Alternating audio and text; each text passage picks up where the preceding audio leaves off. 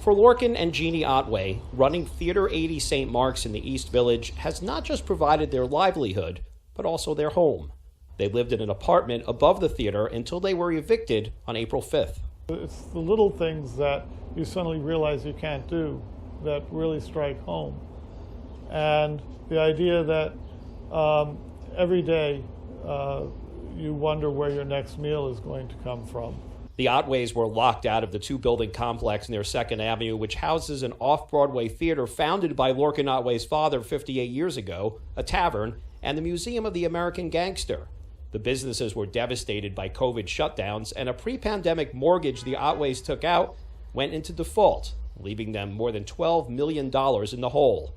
A bankruptcy auction is set for May 9th. This is an irreplaceable institution, and once it's gone forever. So these 2 weeks are what we have to make sure that a loss that will be mourning for generations doesn't happen. Now is the time we've got to act. Otway has suggested the city take the property through eminent domain and allow their newly formed nonprofit to continue to run the cultural destination.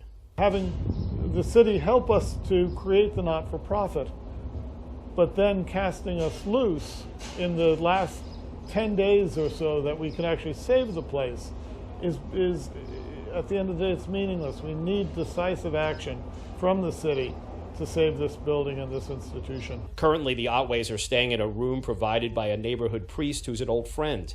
They're holding out for a miracle to somehow get them back inside a place filled with so much performing arts and family history. The worst part is the uncertainty and the idea that having to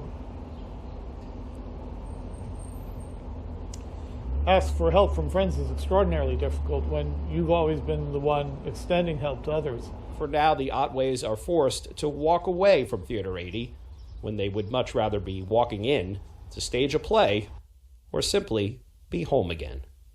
In Manhattan, Roger Clark, New York 1.